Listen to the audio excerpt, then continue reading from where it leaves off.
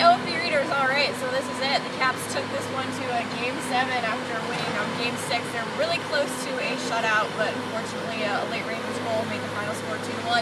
But they got off to a really good start. Yeah, I expected them after that tough loss in Game 5.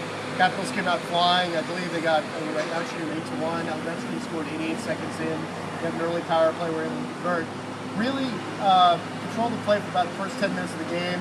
And unlike the game here on Game 4, they didn't really relinquish control like they did in Game 4 when let the Rangers come back. And I think the fast start really helped them. Their teams that have scored first in Capitals playoff games now are 12-1. Capitals are 7-1. So it's a big key for the Caps to get on the board and be able to play their style of game. Puts a lot of pressure on scoring first for the upcoming Game 7. But there's another aspect of the game that you thought went pretty well for the Capitals.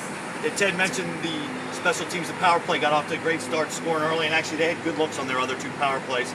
So they go 1 for 3 on the power play. The big key though is they killed off all 5 Ranger power plays. The big one of course was Halpern takes a double minor there in the second period. Looks like a point where maybe the Rangers can get back in it, especially after how they took advantage of that double minor in New York in Game 5. Caps killed it. Braden Holtby was strong in net, as Dale Hunter said, and the guys were blocking shots, and they didn't give the Rangers many good looks. So you score first, you win the special teams battle. That seems to be the key to playoff hockey. Did you guys get nervous at all when the Rangers scored that final goal towards the very end of the game? Did you guys think that we were going to see a repeat of Game 5 at all? I think they were focused, but that shows you how huge that second goal is, because the problem in Game 5 is you only have so little margin for error, bad bounce, bad penalty, kill you.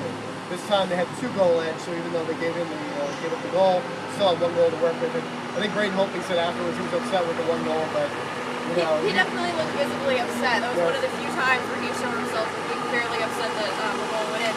Lundqvist actually, I think, lost his cool a little bit on that second goal too. Both goalies can stay pretty calm in this series, but I think that they both showed a little bit more emotion tonight, so probably both happy to get out of the Game 7. What I liked in the third period was about the first minute and a half, the Caps were kind of sitting back, but then they started getting their legs and they started generating chances. And talking about Lundqvist, yeah, he lost a little bit in the second period, but he was big in the third. He stopped Ovian tight off a great pass from Joel Ward. Ovechkin makes a super pass to Johansson that if Johansson could just get it upstairs, it's a 3-0 lead.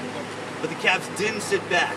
They attacked, they used their speed and they cut off the neutral zone, and they did a good job to generate chances. They came ultra close to that 3-goal lead, and they hadn't had a 2-goal lead all series. So tonight was the first 2-goal lead, and that, like you said, Ted, it was big down the stretch. When you mentioned Jason, you mentioned speed. You have Jason Chimera actually drawing that first power play for the Capitals with his speed.